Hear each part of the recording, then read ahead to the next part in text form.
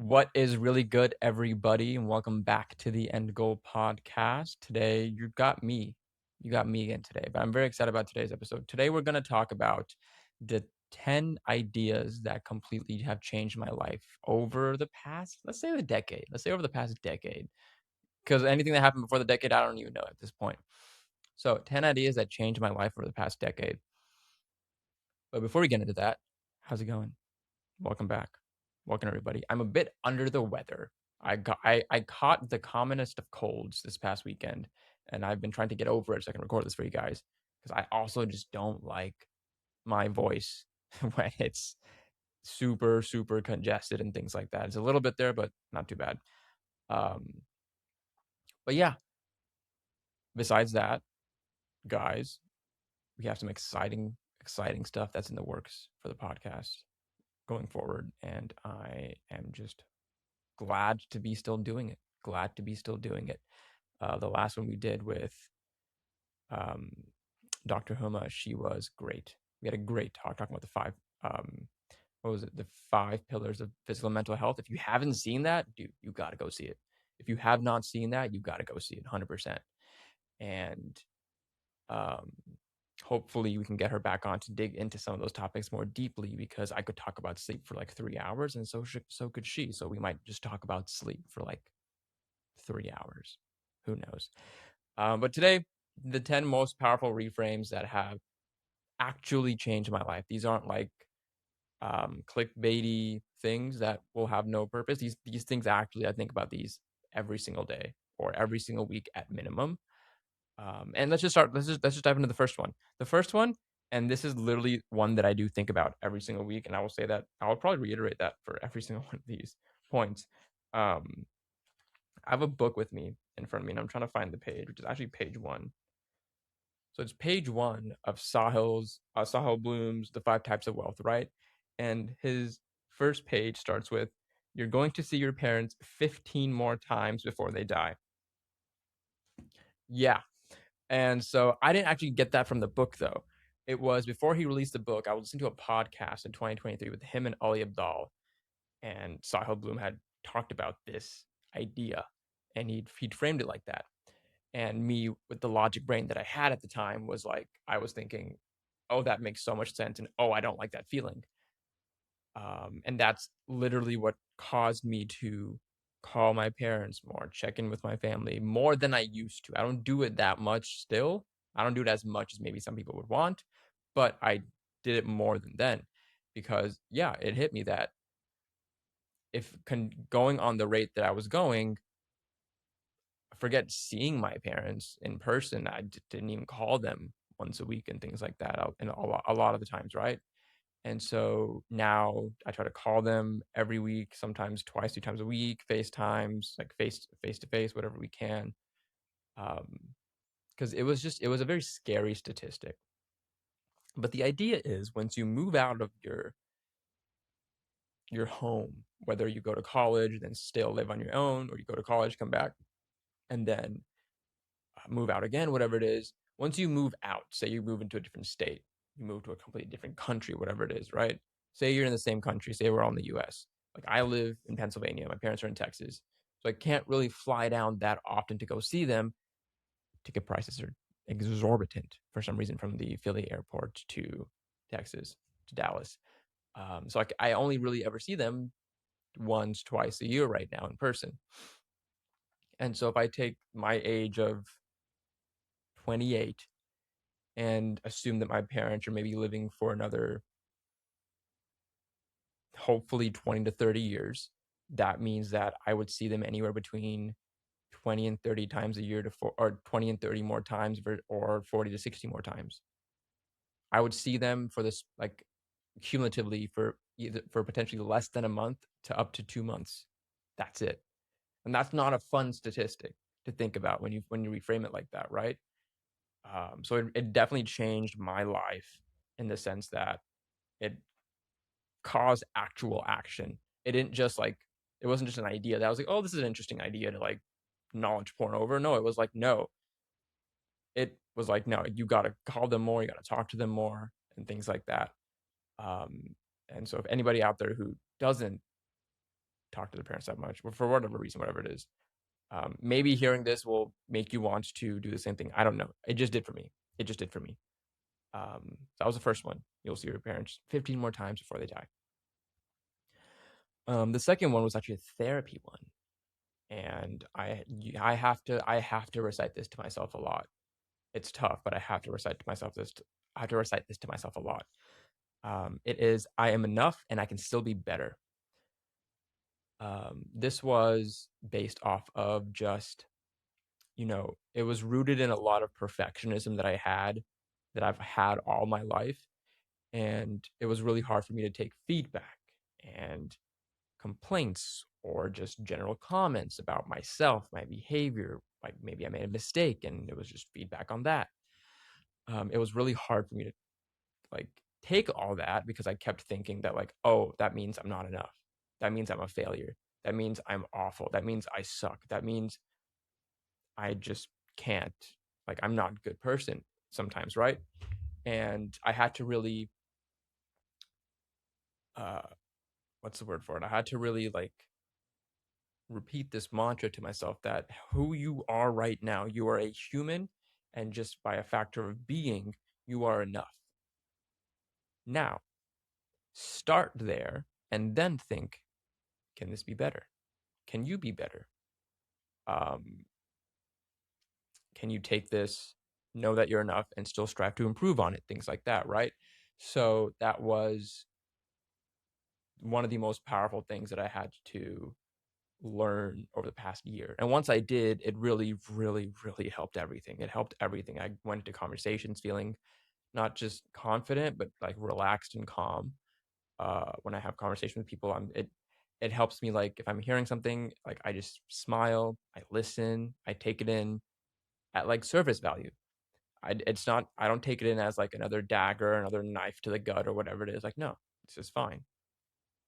We can get through this calmly, easily. Um, and it helps me think more rationally and cool. So I'm enough and I can still be better.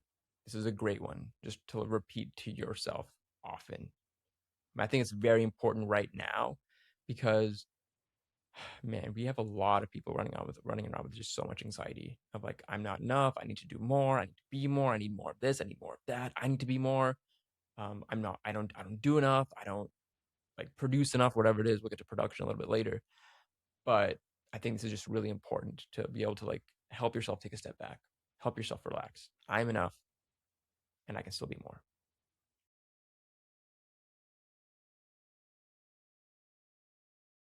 So the third one is something that I remind myself every day, but to be honest with you, I don't act on it every day. Um, and I'm just going to be honest with you about that. I think about it every day, but I don't always act on it. Going back to number two, I'm enough. I can still be better. I can still be better about acting on this. You can literally be whoever you want to be. You can wake up one day and choose to be someone else.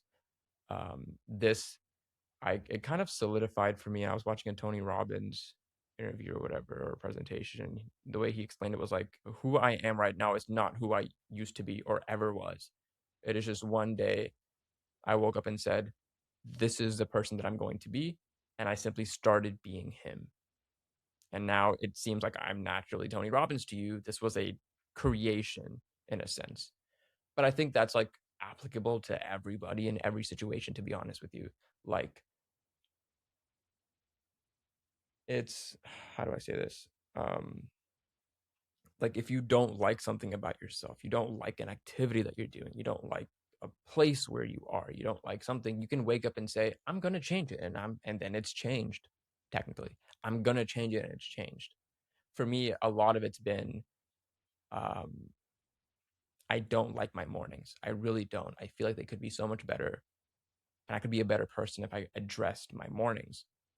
Um, and there are mornings when I wake up and I think today is going to be a good day because I'm going to do these things, and I do those things because I chose to do those things instead, and it was a great morning, turned into a great day.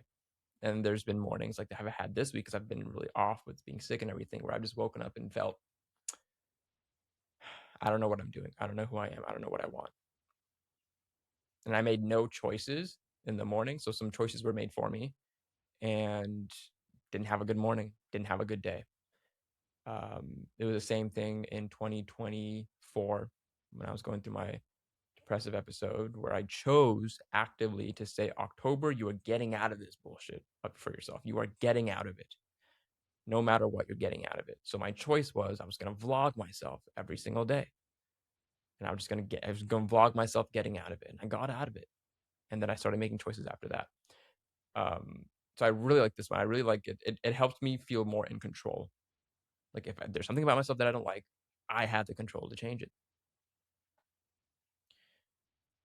Number 4, why work your entire life to retire and then do what you could be doing just now? So this is the parable of the Mexican fisherman. If you haven't heard it, I'm going to recite it for you because I love it. And I will continue to recite it to anybody because I think this is one of the ones that needs constant repetition. So the parable of the Mexican fisherman goes as such. There's a Mexican fisherman at the docks fishing, and a businessman in a suit and everything comes up to him and he says, "What are you doing?" He said, "I'm just here fishing." He said, "What do you do with the fish?" Um, the fisherman says, "I just fish here and then I take it home. My wife cooks it, and I just get to eat fresh fish with my family." He says, "How much fish do you make, or do you pull up?" He's like, "I do this much every day. 'Cause that's all I need." The businessman says,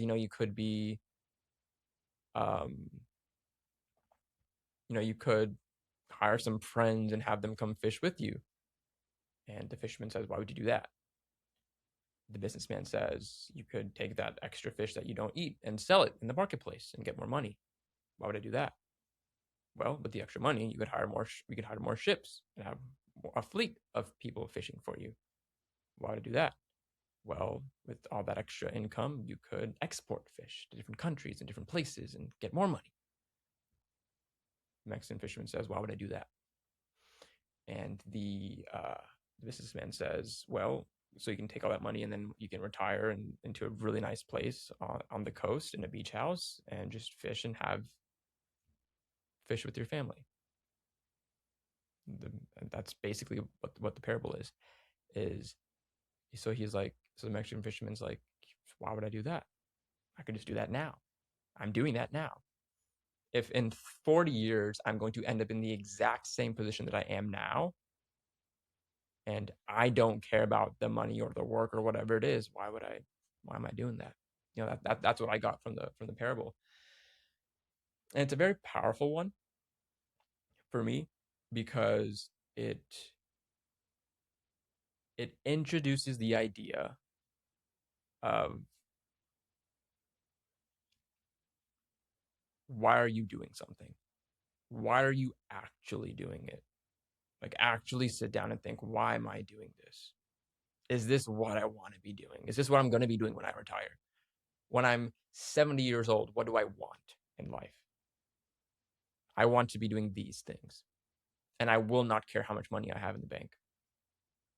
For me, I just want to be around family and friends. I want there to be music. I want there to be books. I want to be a very relaxing environment for myself. I want to be able to chill as much as possible. Um, am I doing that now? Yes and no, but it's made me not desire immense levels of wealth. I think I've become very comfortable with the fact that I'm not going to be a Hormozy. I'm not going to be a Gary Vee, not going to be a Cody Sanchez, not going to be an Ali Abdal, not going to be an MKBHD. I might not even be a Smitty. Smitty's a very popular book talker. I might not be ever at those levels. I might not be a Chris Williamson, a Jay Shetty. And that's 100% okay with me. I just want to be comfortable, surrounded by family and friends, reading and chilling.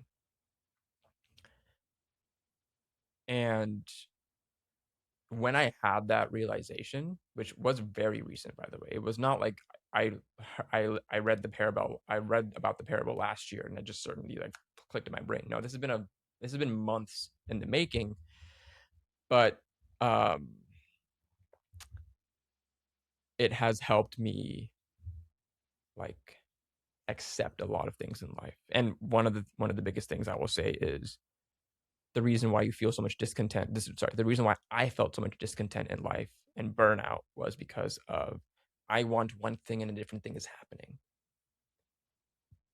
But at this point, I've simply accepted what is happening. I've let go of those wants for the most part. And I'm just been better, happier, chiller. I still have aspirations and goals, but it's not like they're eating away at me. And if it's meant to be better, it'll be better. If it's not, I'll just be satisfied with what I've been doing and what I just can do, you know? Um, yeah. So I really like the parable of the Mexican fisherman. I really like the idea of why am I working so hard to then retire and do what I could be doing now? I think there's a lot in there to unpack. That doesn't mean like, oh, at 70, I just want to be drinking with the boys and smoking, so I'm just gonna do that now. I don't think that's the best message, but hey, to each their own. To each their own, you know? Water break. Drink your water, guys. Please drink your water. We are severely dehydrated. Number 5, your timeline is your timeline. Being obsessed with somebody else's won't change yours. And this is one that comes to me every single other day when I'm on social media, and therefore I have to reiterate this to myself. Otherwise, I would just be pissed and just not want to do anything. And the whole idea is like you can't rush your progress, unfortunately. Fortunately or unfortunately, you know? Um, whether you've started something or something hasn't started yet. You know, why am I not wealthy yet at the age of 28? There's people younger than me who are wealthier than me. Well, their timeline, their sugar circumstances. Your timeline, your sugar circumstances are different. Maybe, God, just hear me out, right? Maybe I'll be super wealthy at 52. Do I want to wait until 52? Sure. My timeline's my timeline. If it happens then, it happens then. If it doesn't happen until then, I will simply continue doing what I'm doing without obsessing over the fact that it hasn't happened yet. I think this goes back to acceptance of like accepting that, okay, it might take me longer to do something that it takes someone else. And in some ways, it's taken me a shorter amount of time to do something, and it's taken someone else a much longer time to achieve what they want to achieve that I've already achieved. You know, I already have a house. I already have a 6-figure job. I already have the startings of a family that I'm very excited for. And I already live comfortably. And I already have the ability to do things like this and talk to people online and have had the ability to engage in meaningful conversations with people who I never thought I'd ever be able to talk to in my life. So, what am I complaining about? There's nothing to complain about. Somebody else has 200,000 subscribers. Awesome. I got my meaningful conversations in the bag. It doesn't change the fact that I still want more, yes, but I think I can want more for myself and respect the fact that just because you want more doesn't mean you're going to get it. So just be aware of that and go with it. You know, I think I can do that. I think I can do that. So that was number 5. Your timeline is your timeline. Being obsessed with somebody else's won't change yours. The 6th one, number 6. Um, People want to talk to me. This is one that my cousin in January took her fist and punched me in the gut with it. Because she was like, if you want to continue doing the podcast, you want to continue creating content, you can't be scared to reach out to people. You can't be scared to put yourself out there. And you just have to go in with a different mantra than you have been going with recently. Because my whole thing is like, why would anybody want to talk to me in the form that I am now? I must be better, be clouded, be more, and then they'll want to talk to me. That's not true. They want to talk to me now, is the idea. And I need to go in with that idea, with that confidence. But that was for podcasting. So I took that and I translated it to my life in general, because we've talked about it on this podcast before. We did a whole podcast over it earlier in the year about my aggressive speaking, like social anxiety and talking to people and even talking on here and things like that, being very anxious about it, being very uncomfortable about it. And what ended up happening was this one phrase made me so much more relaxed when talking to people, whether it's friends, strangers, family, whatever it is. I no longer get like frustrated that I really quickly said something out of excitement and somebody said, I didn't get that. What did you say? I just got excited and said something quickly. I'll just slow it down and say it again. I now more often talk to people in a very slowed down, very paced uh, speech pattern, and they understand me. I understand them. We have a good conversation. I know that I like to speak with a little bit of storytelling involved. I like that, so I do that. I try to be cognizant of when I'm dragging things on too long. It's a bit of a thing in progress. But because I feel that, oh, this person wants to listen to me, or at least wants to talk to me, that makes me feel more comfortable that they will sit through what I actually want to say, not what I think they want to hear, or my times two speed sped up version of it. So now I talk with slower pace, with more confidence, with some clarity. I talk louder. I enunciate. I project. Um, I believe that people want to hear me. And this was really big. This was so big for me this year. Um, Whenever anybody talks about having anxiety or self-consciousness over these things, I love to just talk to them and listen to them. Like I want to show you that I want to listen to you. I want to talk to you because I had to believe that people want to talk to me, and I want you to believe that people want to talk to you. I want you to believe that I want to talk to you, right? And other people in your life want to talk to you and listen to you. They just can't because you don't open your mouth, you don't enunciate, and you don't slow down.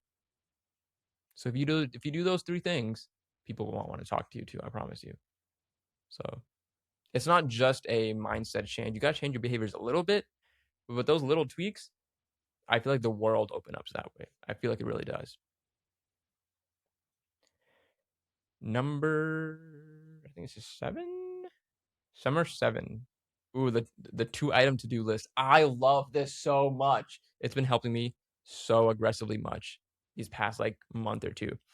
And I really I've been doing this for a while, but it really hit me after I did that podcast with Caesar, my Taekwondo instructor.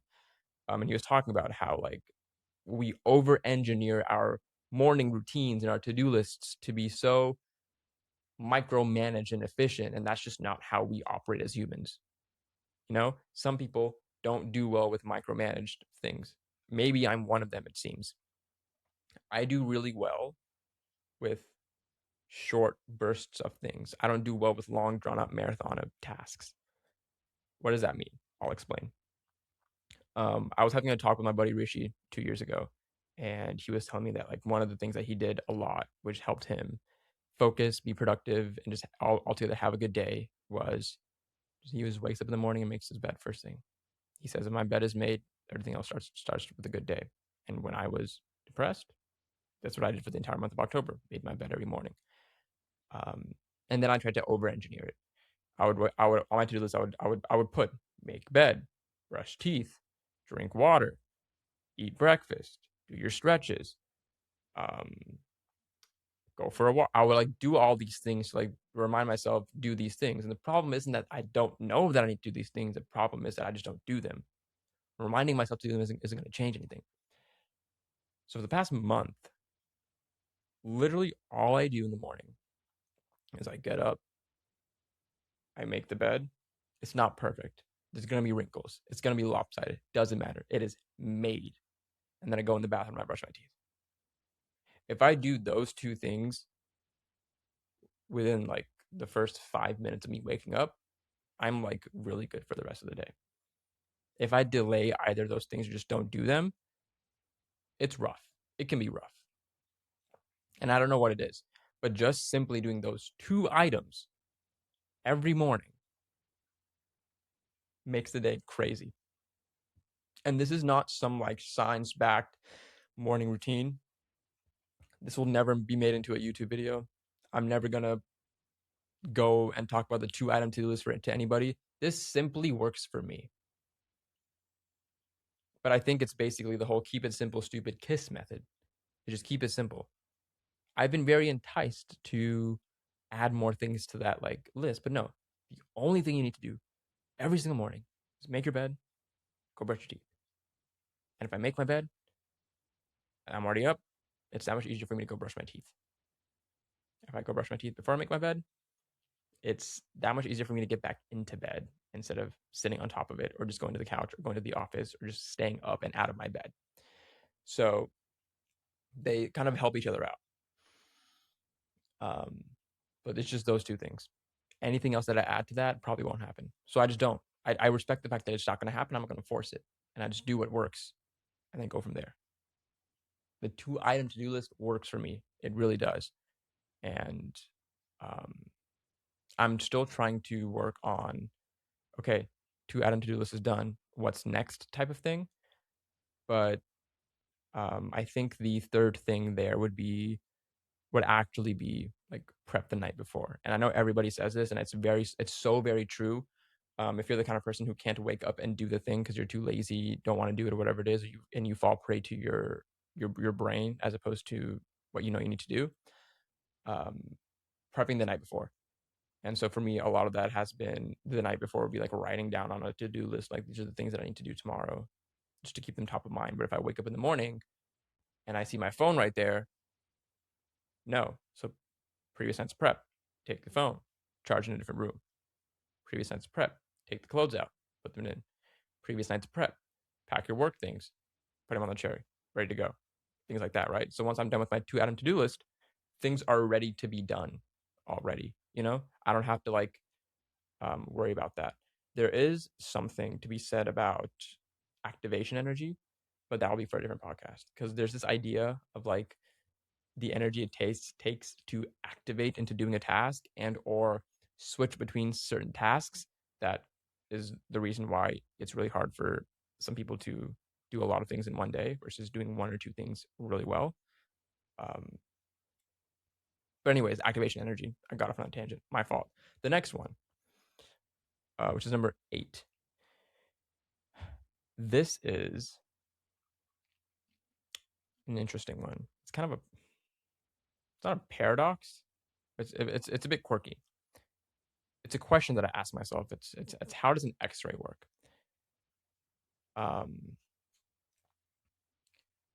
I still don't know. I've been asking myself how does an X-ray work for an entire year now. I still don't know. But the idea is to keep myself curious.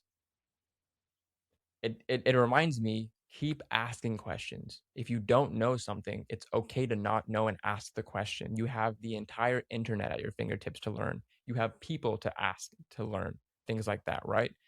So I have not gone on to Claude or ChatGPT and told it, explain to me how an X-ray works from 0 to 100, step by step. Don't move on to the next step until I have confirmed that I understand the previous step. I could do that. I haven't, but I will still remind myself how does an X-ray work because I will go ask it 100 other different things, just not how an X-ray works. But it just reminds me to stay curious. It reminds me that um, it's okay to ask questions. But even more than that, stop asking a question just into the ether. Go find the answer. There's a clip from MKBHD's team podcast called Waveform Podcast, and in it, well, maybe it was in a different video, but he basically was talking about an experience that he had where, in social settings, there's a lot of times when you're in conversation, you just start like throwing out questions like, all right, I wonder this, I wonder that, I wonder what this is like. And so the question in his friend setting was, how tall is a giraffe's neck or whatever it is, right? And he was like, well, we could just look it up. And he looked it up and it was this, not this thing. And that killed the rest of the conversation because I understand there's a lot of fun in developing your own ideas and conjectures based off a question. because it can go in different way. It can keep going. There's no end answer when you're just spitballing things like that. But at the same time, I feel like if you just keep doing that, you never actually get the answer. And at some point, you just never look for any answers. You just keep asking questions and don't look for answers. And I think that's a very slippery slope. It's a slope that I felt I was going down. And so I tried to, when I'm in the car, my wife and I are talking about something, and we're like, what is this? Or what is that? What if we see a restaurant on the side, or we see a building, and or maybe I'll see like a neighborhood, and I'm like, I wonder what the house prices there are. I'll ask her, hey, do you mind going up to Zillion to see what the house prices are over here? Oh, 2 million, great. Out of my mind after that. Or what is this restaurant? What is this building? What is this thing on the billboard? Instead of saying, oh, what is that? Oh, I don't know. I wonder if it's this, or I wonder if it's that. No, just look it up and then go to the next thing. I think it has helped me speed up my rate of like questioning it, like Q&Aing myself. Like instead of like sitting on a question, not knowing it, and then forgetting it, and then having the same question again, I ask the question, get the answer, and move on to a new question. It's like actually almost progressing through life in a weird way, I feel like. Yeah. But yeah, how does an X-ray work? It reminds me to stay curious, reminds me that questions are okay to ask, and to seek answers. Number 9. This is the most recent one because I don't actually have 10. I'm sorry. I thought I did, and I apparently don't. And I'm not going to sit here and wait for a 10th one to hit my brain. So we have 9. The ninth one, the last one, is you don't have to produce every day. And this one just hit me this week. So my friend, BB Cates, go follow her, her YouTube channel. She's great. She's talked about it on her YouTube, so I feel okay referencing it here. She quit her job and she moved to Chicago, I think, or a different state. I don't know, different state, city. I don't know. And she's been talking about like dealing with burnout and stuff, and kind of figuring out what she wants to do in life next. And she put a carousel on her Instagram with just different ideas and thoughts and things that she's had over this recent transition.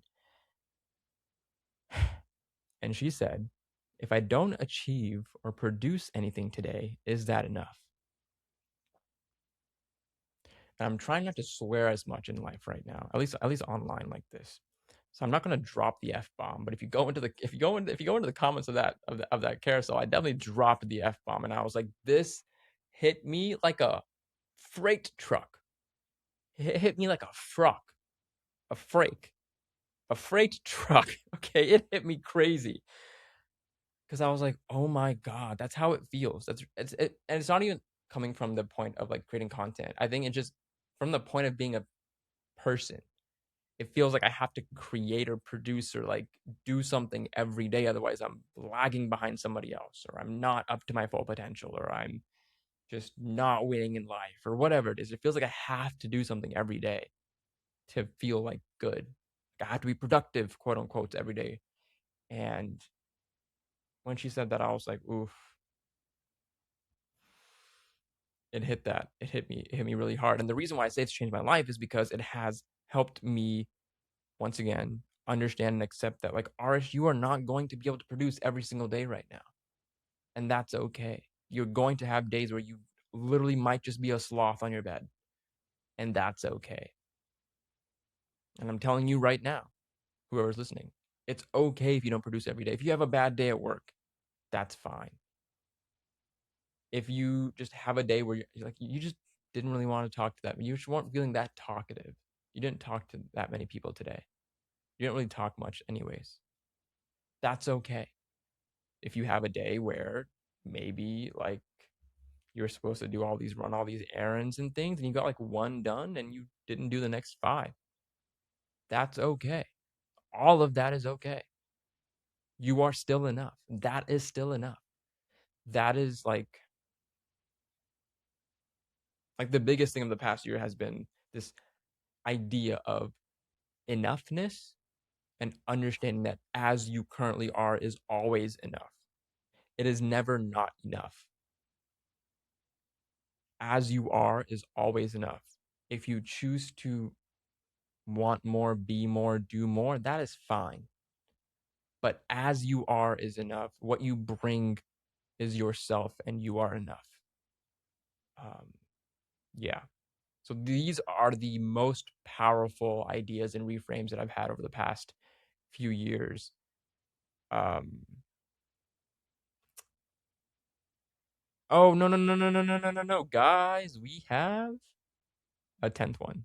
We actually have a 10th one because I completely forgot that I put this on the Substack and I didn't put it down in my notes. We have a 10th one. We have a 10th one. No outro. We're still here.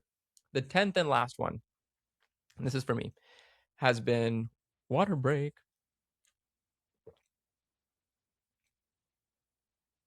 Okay, I needed that before I was about to get into this.